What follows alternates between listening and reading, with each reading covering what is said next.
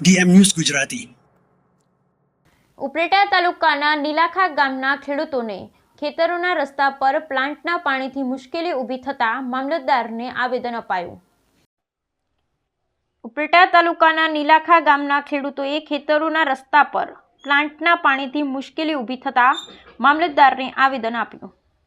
ઉપલેટા તાલુકાના નીલાખા ગામ પાસે રેતી ચારવાના એટલે કે રેતી સફાઈના પ્લાન્ટ આવેલ છે। આ પ્લાન્ટમાં રોજનું પુષ્કળ પ્રમાણમાં પાણી વપરાશ થતું હોય, જે તમામ વપરાશનું પાણી નીલાખા ગામના ખેડૂતોની જમીનમાં રસ્તા પર કાયમ માટે આવે છે, જેને લઈ સ્થાનિક ખેડૂતોના તૈયાર મોલને ખૂબ જ નુકસાન થઈ રહ્યું હોય તેમજ ખેડૂતોના ખેતર ઉપર જવા માટેના રસ્તાઓ પર પણ પુષ્કળ પ્રમાણમાં પાણી આવતા રસ્તાઓ પરથી નીકળવું ખૂબ જ મુશ્કેલ થઈ રહ્યું છે। આ સીમ જમીન પાસે 500 થી 700 વીઘા જમીનમાં દર વર્ષે ખેડૂતોને લાખો રૂપિયાની નુકસાની વેઠવાનો વારો આવે છે।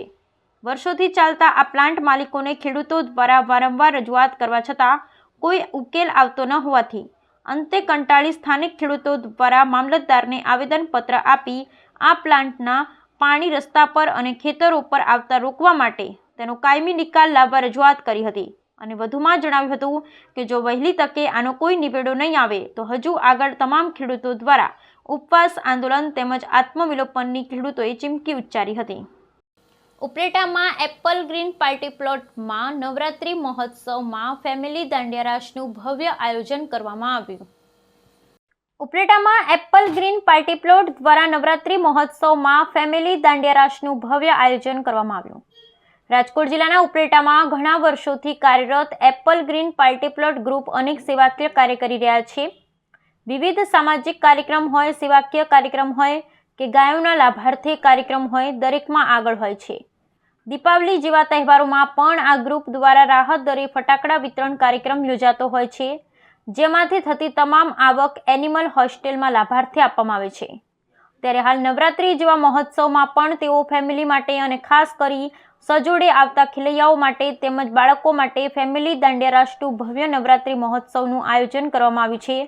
આ સુંદર આયોજનને લઈ નવરાત્રીમાં ગરબે રમવા આવતી મહિલાઓ, કપલમાં આવતા પતિ પત્ની, નાના ભૂલકાઓ અને બાળાઓ પણ ખૂબ આનંદ અનુભવી રહ્યા છે અને આવા સુંદર આયોજનને લઈ બહોળી સંખ્યામાં લોકો રાસ રમવા આવતા હોય છે। હું બાદાભાઈ બોરખતરિયા, એપલ ગ્રીન ગ્રુપ આયોજિત ફેમિલી દાંડિયા 2024। આમ તો છેલ્લા 10 વર્ષથી Apple green party plot group આયોજિત નવરાત્રિ મહોત્સવ થાય છે, જે ખાસ ફેમિલી દાંડિયા તરીકે અમે દર વર્ષે આયોજન કરીએ છીએ કે જે સારા ઘરના બહેનો ભાઈઓ સારી રીતે રાસ લઈ શકે એટલા માટે ખાસ અમે ફેમિલી દાંડિયાનું આયોજન કરેલું છે। આ સિવાય અલગ અલગ વિભાગના જે ખેલૈયાઓ છે, આ બધા ખેલૈયાઓ ખૂબ જ જોમ અને ઉત્સાહથી ઝૂમી ઉઠે છે। Apple green party plot group છે એ છેલ્લા 10 વર્ષથી આ કાર્યક્રમનું આયોજન કરે છે। એની સાથે સાથે છેલ્લા 2 વર્ષથી એનિમલ હોસ્ટેલના લાભાર્થે રાહત દરે ફટાકડા વિતરણ અને એની જે કંઈ આવક થાય એની અંદરથી ગૌ માતાની સેવા એનિમલ હોસ્ટેલમાં દર વર્ષે કરે છે। આમ આ જે એક સેવાભાવી ગ્રુપ છે એ સેવાભાવી ગ્રુપની અંદર સંજયભાઈ બોરખતરિયા, ઉત્તમ ઠુંબર, લકીરાજસિંહ જાડેજા અને જયદીપ ચંદ્રવાડિયા, આ ચારે મિત્રોનું એપલ ગ્રીન જે ગ્રુપ છે આ ગ્રુપ દ્વારા આવી અનેકવિધ સેવાકીય પ્રવૃત્તિઓ કરવામાં આવે છે। ચાલુ વર્ષે પણ આગલા દિવસે નુપુર દાંડિયા ક્લાસીસ દ્વારા વેલકમ નવરાત્રિનું આયોજન આ એપલ ગ્રીન પાર્ટી પ્લોટની અંદર જ થયેલું છે। આ વર્ષે Apple green party plot group આયોજિત તારીખ 3/10 થી 13/10 સુધી આ નવલા નોરતાની અંદર ફેમિલી દાંડિયાનું ખાસ આયોજન છે, જેની અંદર સારા ઘરના બહેનો ભાઈઓ એકી સાથે ઘરના પતિ પત્ની, ભાઈ બહેન બધા એકી સાથે દાંડિયા રાસ લઈ શકે એટલા માટે દર વર્ષે આ રીતે ફેમિલી દાંડિયાનું આયોજન થાય છે। એમ આ વર્ષે પણ એ જ રીતે ફેમિલી દાંડિયાનું આયોજન કરેલું છે। અસ્તુ, જય માતાજી।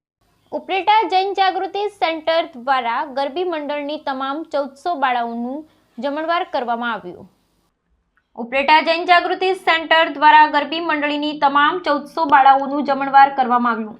ઉપલેટામાં જૈન જાગૃતિ સેન્ટર દ્વારા અનેક સેવાકીય કાર્ય કરવામાં આવે છે, ત્યારે હાલ નવરાત્રિ મહોત્સવ ચાલી રહ્યો છે, જેને લઈ જૈન જાગૃતિ સેન્ટર દ્વારા એક વિશેષ કાર્યક્રમ રાખવામાં આવ્યો હતો, જેમાં નવરાત્રિના ચોથા નોરતે સમસ્ત સમાજનું દાંડિયા રાસનું આયોજન તેમજ ઉપલેટા તેમજ તાલુકાની બાળાઓને નવરાત્રિમાં અંદાજે 1400 બાળાઓને ભોજન કરવામાં આવ્યું. તેમજ આ સંસ્થા દ્વારા અનેક કાર્ય કરવામાં આવે છે, જેમાં શિયાળામાં ગરીબ માણસોને ધાબળા, ચોમાસામાં તાલપત્રી, ઉનાળામાં દર અઠવાડિયાના દિવસે ઠંડા પાણી અથવા છાશનું વિતરણ કરવામાં આવે છે અને સ્કૂલના સમય ચોપડાનું પણ અડધા ભાવના દરે વિતરણ કરે છે. તેમજ દશેરા પર મીઠાઈ તેમજ ફરસાણ વિતરણ કરવામાં આવે છે.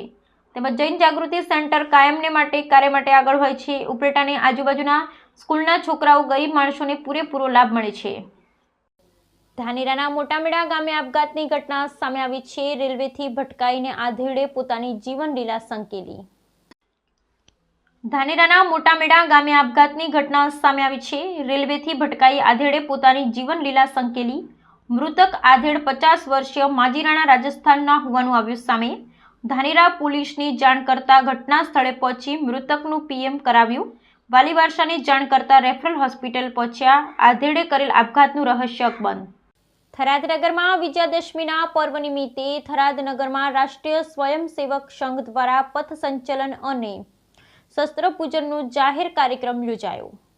ઉપલેટા જૈન જાગૃતિ સેન્ટર દ્વારા ગરબી મંડળીની તમામ 1400 બાળાઓનું જમણવાર કરવામાં આવ્યું. ઉપલેટામાં જૈન જાગૃતિ સેન્ટર દ્વારા અનેક સેવાકીય કાર્ય કરવામાં આવે છે, ત્યારે હાલ નવરાત્રિ મહોત્સવ ચાલી રહ્યો છે, જેને લઈ જૈન જાગૃતિ સેન્ટર દ્વારા એક વિશેષ કાર્યક્રમ રાખવામાં આવ્યો હતો, જેમાં નવરાત્રિના ચોથા નોરતે સમસ્ત સમાજનું દાંડિયા રાસનું આયોજન તેમજ ઉપલેટા તેમજ તાલુકાની બાળાઓને નવરાત્રિમાં અંદાજે 1400 બાળાઓને ભોજન કરવામાં આવ્યું. તેમજ આ સંસ્થા દ્વારા અનેક કાર્ય કરવામાં આવે છે, જેમાં શિયાળામાં ગરીબ માણસોને ધાબળા, ચોમાસામાં તાલપત્રી, ઉનાળામાં દર અઠવાડિયાના દિવસે ઠંડા પાણી અથવા છાશનું વિતરણ કરવામાં આવે છે અને સ્કૂલના સમય ચોપડાનું પણ અડધા ભાવના દરે વિતરણ કરે છે. તેમજ દશેરા પર મીઠાઈ તેમજ ફરસાણ વિતરણ કરવામાં આવે છે.